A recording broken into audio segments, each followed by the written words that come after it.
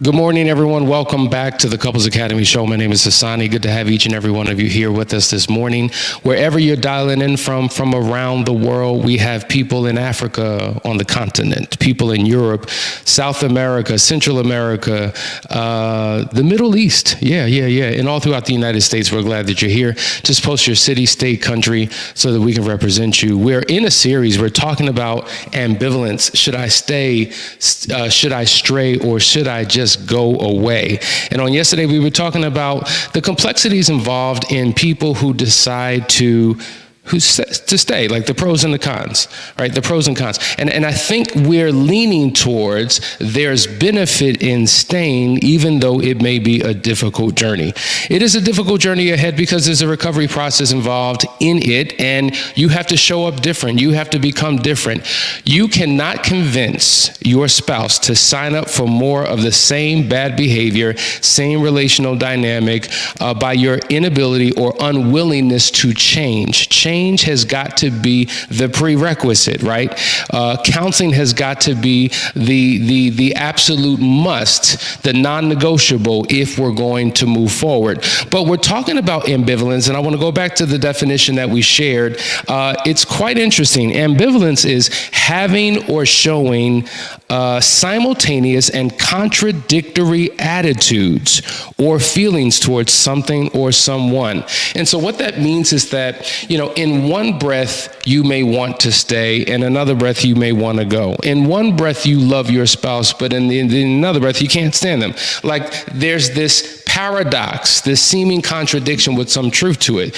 And because we vacillate back and forth, and our mind is saying one thing, heart is saying another, emotions are saying this, physical body saying that, spirit is saying something else, we are in a whirlwind of confusion, and we wind up being stuck. And in that stuck place, in that hurt place, we wind up doing things that ultimately do not serve us. One of the things that we know that takes place whenever there's an affair, whenever an affair is discovered, oftentimes, not all the times, but oftentimes a betrayed spouse may find themselves tempted to do what their spouse has done. And we've seen this. You know what? I've been faithful. I've been committed. I go to work. I come home. I'm very careful with who I associate with, what I watch on TV. All I wanted to do was honor my spouse. When we got married, we gave vows. We said what things were going to be. I lived up to my end of the bargain. Obviously, my spouse did not, and I'm hurt. I'm betrayed. I don't know who this is that I married. And you know what? I am on a hunt.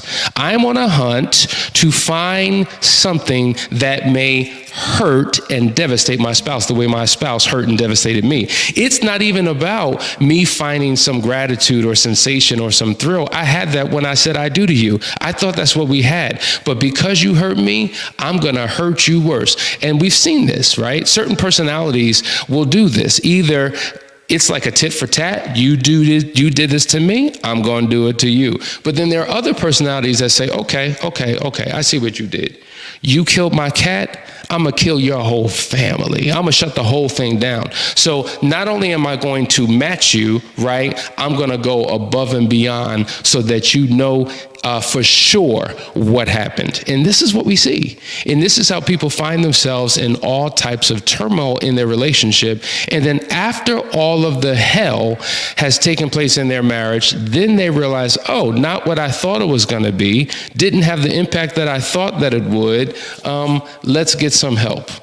So now there's hurt on both sides. You see, there's hurt on both sides. And the reason why there's hurt on both sides is because you did something that wasn't in agreement with what you signed up for.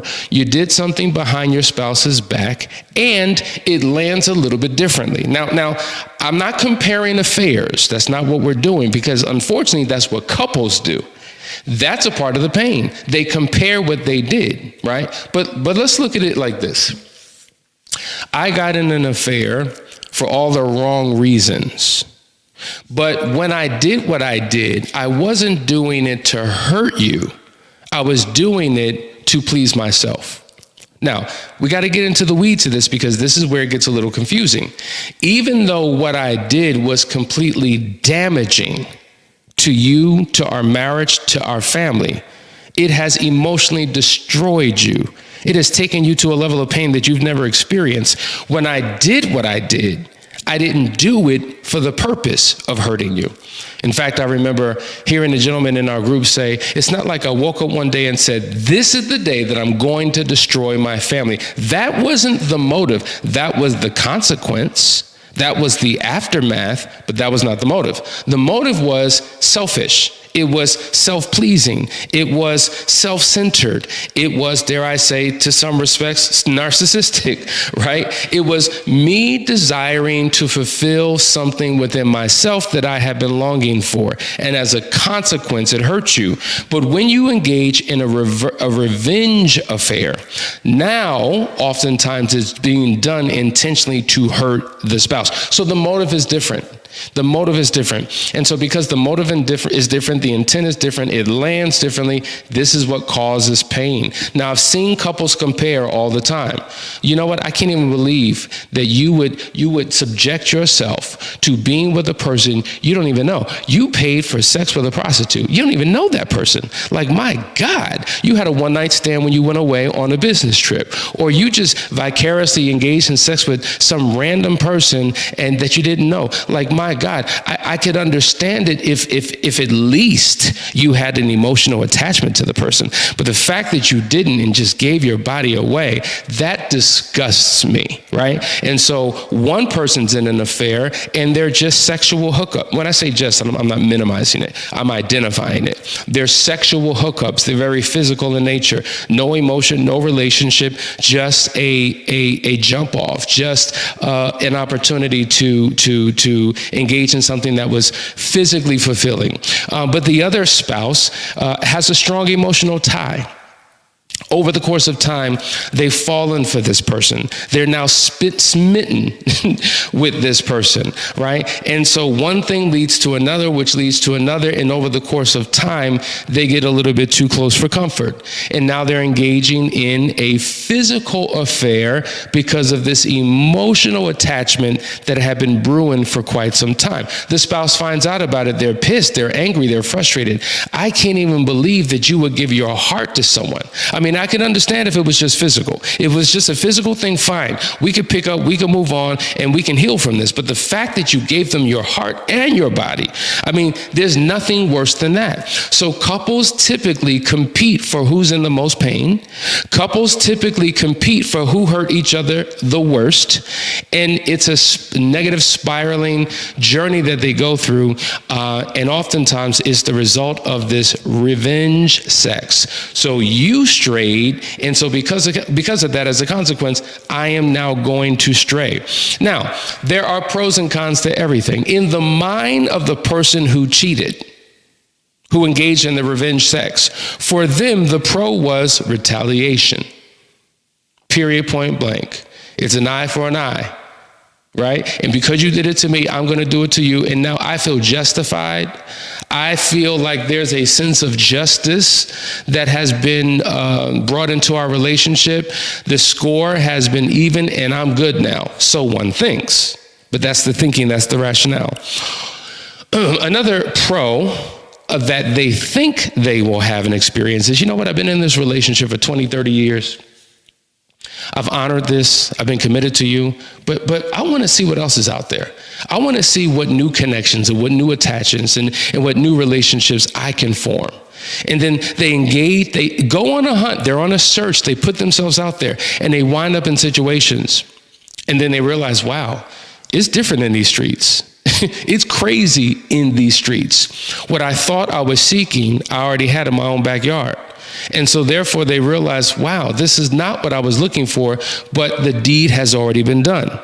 And so some of the cons that come with this type of revenge sex, obviously, there's their ongoing turmoil and conflict in the relationship where couples are soaked and saturated in their own pain and like they tit for tat. And it's almost like a game that you play with your spouse, like a tug of war. Both of you are vying for who's in the most pain, and you continue to hurt each other even after the discovery of the affair. See, that's when you get cold.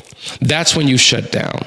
That's when the relationship becomes even more contentious. That's when you engage in fighting and arguing and screaming. And this is what we would call that sufferer marital pattern. Obviously, there's the risk of emotional harm when there's revenge sex, but there's also the risk of physical harm. We've seen so many individuals who wound up either going to the hospital because of a spouse's rage or refused to, because if they went to the hospital, they would have to report their spouse to the police because they would have to confess why they were there in the first place. And so to protect their spouse from lawsuit, right, from going to jail, we will cover up what has been done. See, these are the damaging consequences of what happens when you stray in a relationship. So there's a complexity and a complication when it comes to the reconciliation process if there's a desire by both spouses to do it.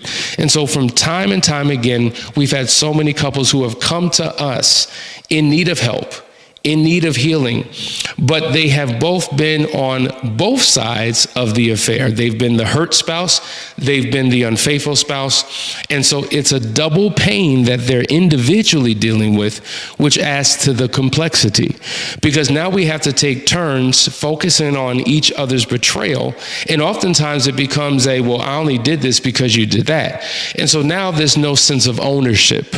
Now the only reason why you're guilty of anything is because of me. And so that creates other resentment and other baggage. So it's just something that is just not worth doing. And if you're teetering on the idea of doing it, let me help you. Don't do it.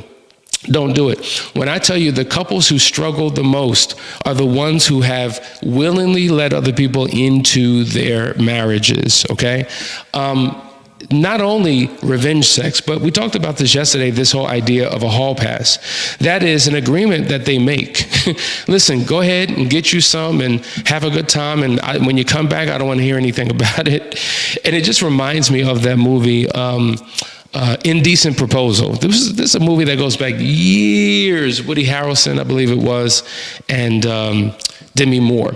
And so basically a rich millionaire, billionaire type guy offered $1 million to the husband if he could have his wife for one night. And they looked at their finances and looked at their situation and determined that this would be the best thing that they could do that would help move them forward financially. Well, it was the very thing that literally destroyed their relationship. And so even when it's an agreement, even when two people are on the same page and they have every justification or rationalization for doing it, trust and believe it is like inviting the devil into your marriage, inviting the devil into your home. And oftentimes the pain associated with it, the memories of it, the dynamics of it are too much for people to overcome. So I would recommend, if there's been any type of betrayal in your relationship, push pause. Don't do anything in haste. Don't do anything in pain. Get the help that you need. Listen, you're watching the Couples Academy show. We're talking about ambivalence. Should I stay? Should I stray? Or should I just go away? We'll be back right after this break. Stay right there.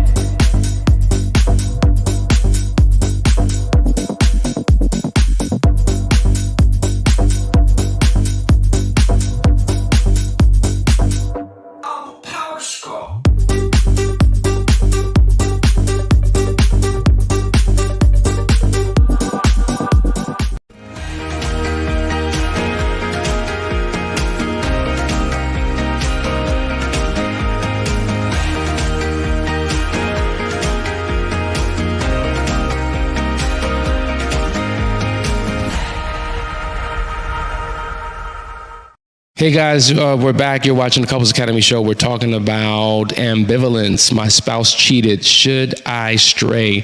I think we comprehensively dealt with that. Before we go, guys, listen, I want you to know that there is an amazing Unearth retreat that is taking place April 25th through the 28th here in Atlanta, Georgia. Danielle is going to be hosting it. It is going to be amazing. Listen, if you are a woman or if you are a man who has a woman in your life, this is a place that you absolutely want to be.